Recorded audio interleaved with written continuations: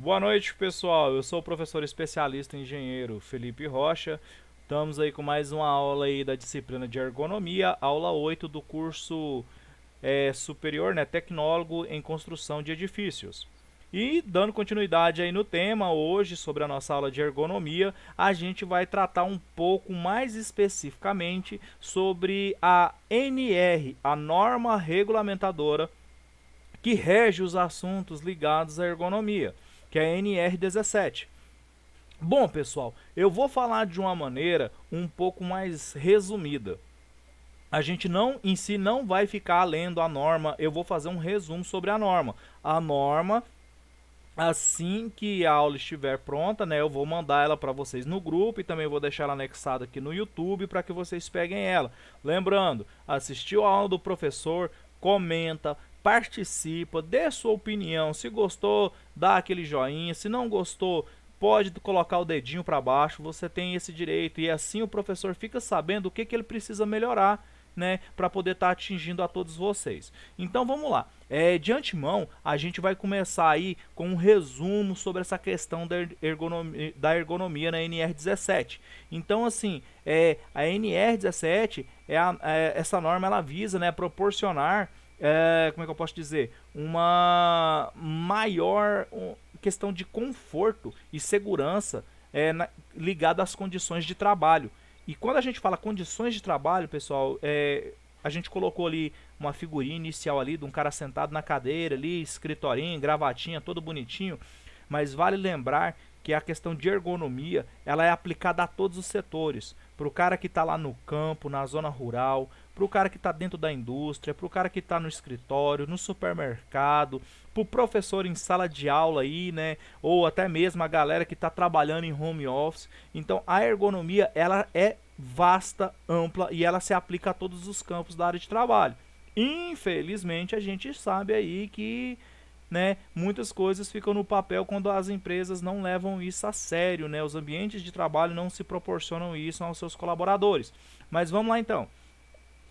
Quando a gente fala da NR17, das questões de ergonomia, qual que é o objetivo dessa disciplina, desse campo de estudo, dessa área da ciência que estuda as condições de conforto e ambiente de trabalho? Essa norma, né, ela visa estabelecer aí parâmetros que permitem a adaptação das condições de trabalho às características psicofisiológicas dos trabalhadores. Desculpa aí pela gaguejada, hein? E de modo a proporcionar uma questão de melhor, máximo conforto e também questão, né, de segurança e desempenho, aonde a gente fala da questão da eficiência de um colaborador. Vale salientar, né, dar aquela dica bem básica aí para você empresário aí que tem, sei lá, o seu escritorinho pequeno ou até mesmo a sua pequena indústria e o microempresário. Um trabalhador que está em condições de conforto, de ambiente de trabalho. O que é conforto? Não é uma rede para ele dormir, não, mas é um local que ofereça a garantia da sua saúde em condições físicas e mentais enquanto ele exerce a sua função.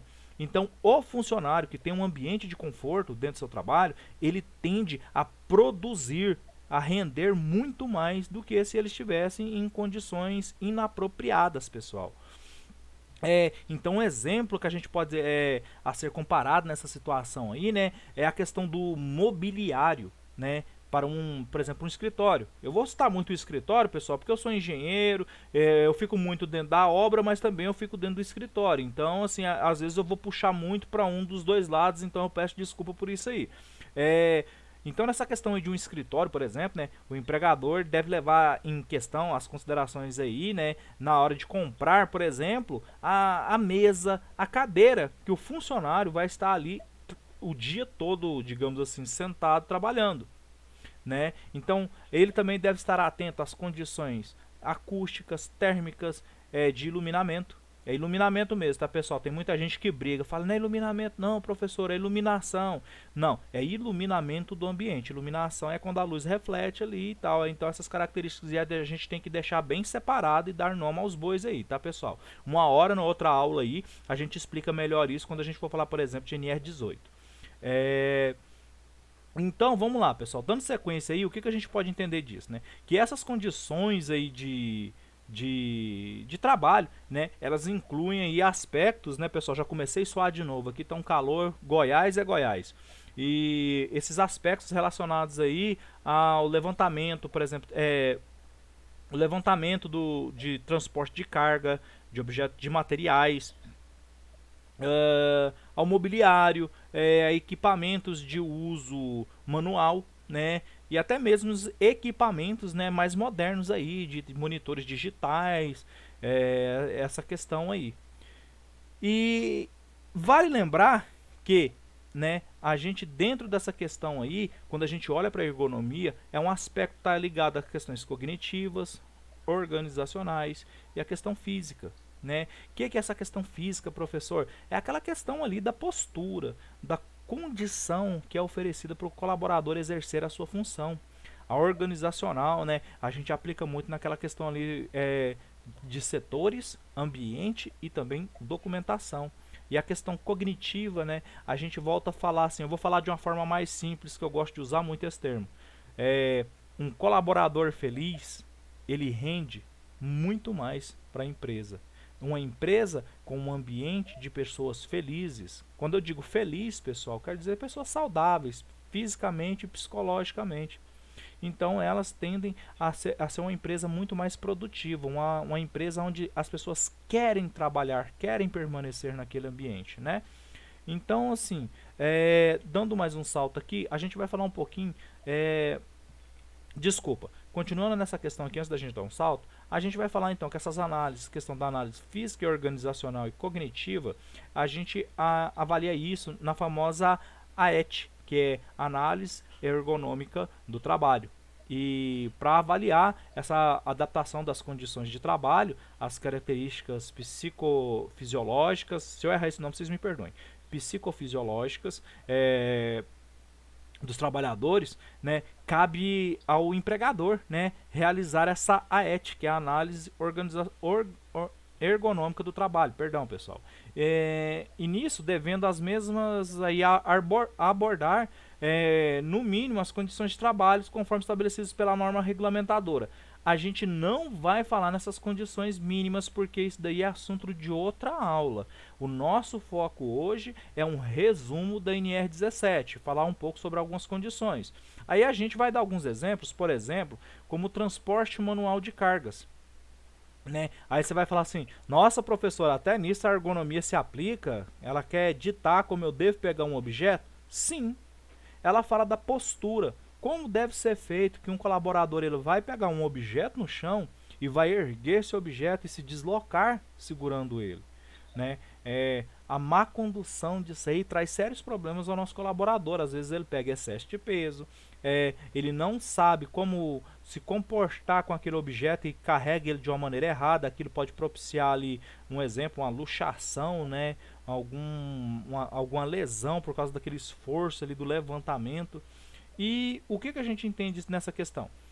Que o transporte manual de cargas, a gente designa ele como todo transporte no qual o peso da carga é suportado inteiramente pelo trabalhador, né, sem auxílio de uma máquina. Então a gente está falando ali o transporte de carga manual.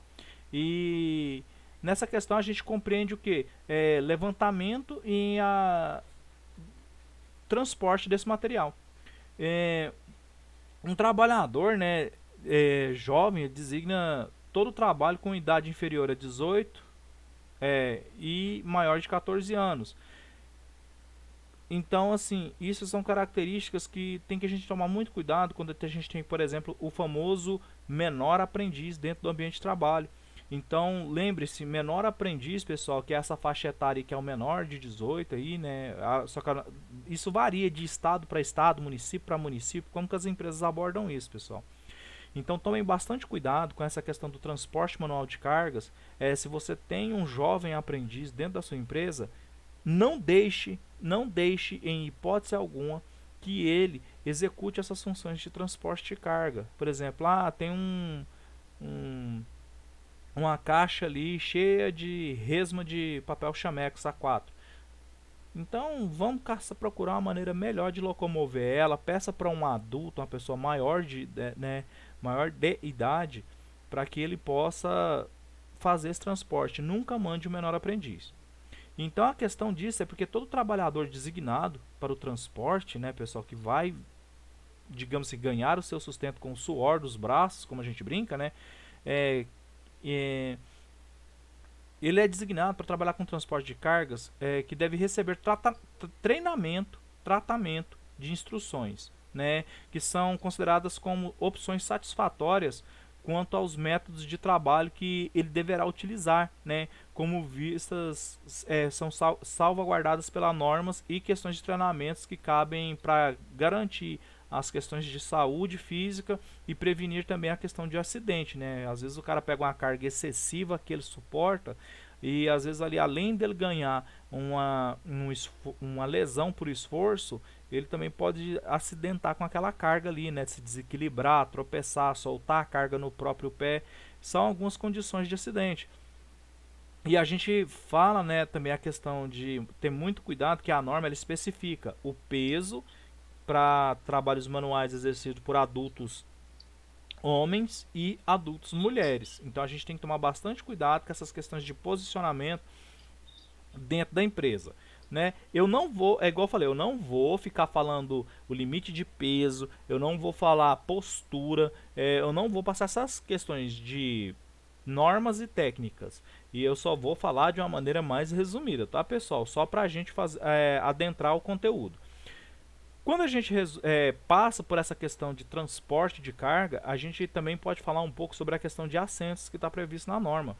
E quando a gente fala isso, né, a gente vem logo se caracterizando a questão do assento sobre a questão da postura correta e uma cadeira que permite a esse colaborador, né, essa pessoa que vai estar ali trabalhando sentada, que ele tenha condições de conforto estabelecidas pela norma, estabelecidas por padrões de teste, um exemplo pelo Inmetro. E a gente fala que é a famosa cadeira ergonômica, né? Então, esses assentos utilizados aí, pessoal, no posto de trabalho, devem atender a seguintes requisitos mínimos de conforto, que é a questão de altura ajustável, né? Por causa da questão da estatura do trabalhador e a natureza da função exercida, características de pouca ou nenhuma conformação que na base que está ligada à base do assento, né, pessoal? Ahn, esse assento ele tem que ter base frontal arredondada, né? Não pode ser algo que machuque as pernas da pessoa. Quando a gente fala arredondada, pessoal, a gente está falando ali, igual tem ali no slide, aquela borda onde a coxa da pessoa está no limite ali para famosa batata da perna, né? Aquele encontro ali da coxa com a batata. Então, a borda da cadeira tem que ser arredondada ou boleada, né? Que as pessoas dizem. A questão do encosto, né? Com forma levemente adaptada às questões da postura da sua coluna, ele não é reto, ele faz ali uma pequena curvatura, né, na região lombar. Isso e também já para evitar sérios problemas daquela galerinha que quase não bebe água enquanto está ali o dia inteiro trabalhando, né? Então, para essas atividades em que os trabalhos devem ser realizados sentados, né, a partir da análise ergonômica do trabalho, poderá ser exigido suporte para os pés, também aquele suporte para os pulsos ali, né, quando a pessoa fica digitando muito, para a questão que se adapte também, né, a questão de comprimento da pessoa, né, do trabalhador, a sua postura, e também a questão aí do encosto dele ali com a mesa de trabalho, né, a posição que ele vai manter ali durante um certo período de tempo. Outra coisa eu não vou falar sobre esse período de tempo aonde deve existir os intervalos de descanso. Isso daí vai ficar para tema de outra aula, tá, pessoal? Então, assim, salientando por último ali, dando aquele toque final ali na questão do assento, né? Os equipamentos utilizados na questão de processamento eletrônico de dados, como terminais de vídeo, né, monitores ali, eles têm que ter uma distância ali do campo de visão para que aquilo não afete na questão da claridade excessiva aos olhos, da posição ali que a cabeça do colaborador vai estar, né, se ele vai estar indo para frente, se ele vai ter que chegar para trás, se ele vai ficar curvado por causa da cadeira. Então tem todas essas questões. e devem seguir algumas conformidades, né? Por exemplo, condições de mobilidade suficientes para permitir a questão do ajuste da peça ali, né? No caso, a tela do computador, ela tem que ser autoajustável. A questão da iluminação, o teclado, por sua vez, né, pessoal, ele deve ser independente e ter mobilidade, né? Ele não pode ser uma coisa fixa ali na mesa, porque senão vai estar trazendo algum problema de lesão ali por esforço repetitivo do funcionário. É, a tela, o teclado e suporte para documentos, eles têm que ser colocados de maneira que a distância do olho na tela, né, o campo de visão, olho no teclado e olho no documento sejam aproximadamente iguais, ou seja, o cara tem uma distância confortável do monitor, porém ele não tem uma distância sadia do teclado, o teclado está muito próximo a ele, ele vai ficar ali olhando ali, vai fazer aquele movimento de aproximação e afastamento. E o papel, às vezes, ele vai ter que ele pegar e ele se desloca lá na cadeira, ele volta, desloca para um lado. Então, assim, toda a disposição desses materiais tem que estar em conformidade em questão de espaço, né? E a gente também tem que lembrar sobre questões de trabalhos que exijam solicitação intelectual, né, pessoal? É, e nos locais de trabalho, onde são executadas atividades que exijam essa solicitação intelectual e atenção constantes, né? Tais como, por exemplo, salas de controle, laboratórios, escritórios, sala de desenvolvimento ou análise, né? São exemplos aí de laboratórios. Por exemplo, análise de projeto, né? Que o cara tem que ter ali uma atenção redobrada.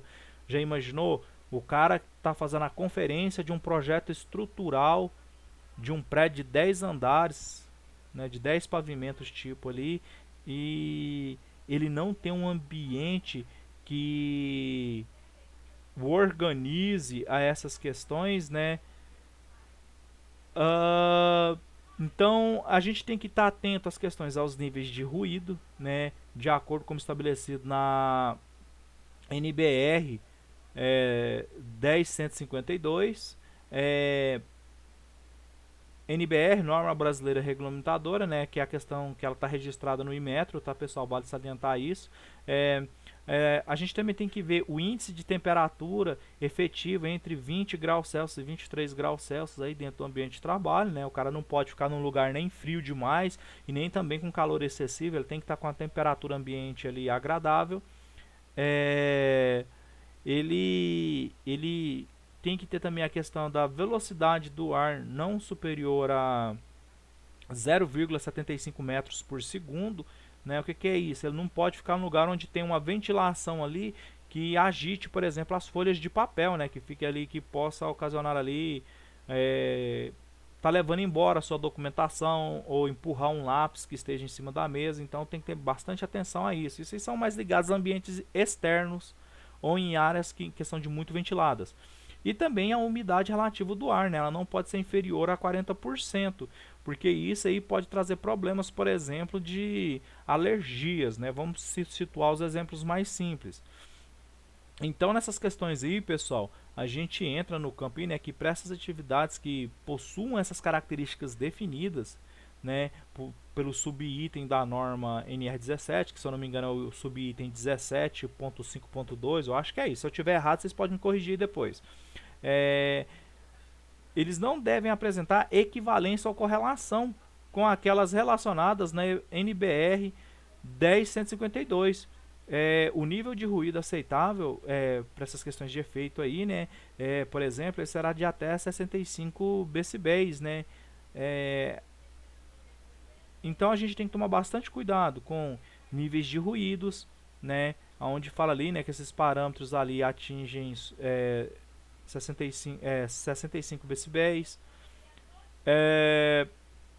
Níveis de iluminamento, os métodos de medição, os níveis mínimos de iluminamento a serem observados nos locais de trabalho, eles são estabelecidos, né, pessoal, na norma de higiene ocupacional número 11, né, que é NHO 11, certo, pessoal?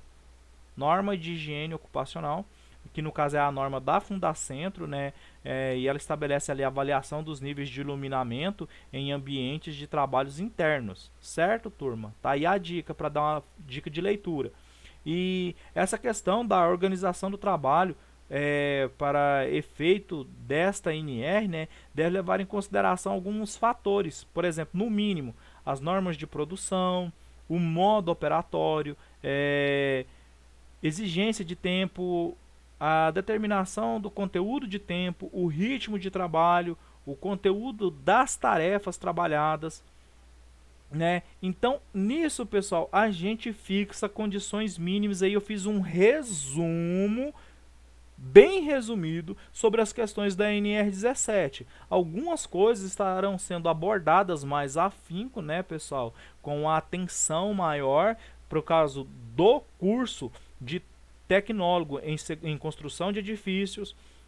Vale salientar, pessoal, que eu também tenho uma aula mais aprofundada sobre a ergonomia e a NR17 nas aulas do curso de Técnica e Segurança do Trabalho, né, pessoal, que eu ministro aulas. Então, para salientar, a gente teve esses exemplos, teve todas essas abordagens de sistema aí, né? Aqui a gente vê fotos com exemplos da questão dos níveis de ruídos e iluminamento, como essa questão luminotécnica e de proteção auricular devem ser trabalhadas, né? Então, pessoal, aqui vai ficando o meu muito obrigado pela aula de hoje. Eu gostaria de agradecer a participação de vocês e lembrem-se que a aula vai ser postada no YouTube, colocada lá também no site da instituição para que vocês tenham acesso de ambas as formas. O material vai ser enviado nos grupos e qualquer coisa eu agradeço pelo comentário, seu feedback aí sobre aquilo que a gente vem estudando. Muito obrigado aí, pessoal. Até mais. Tchau, tchau.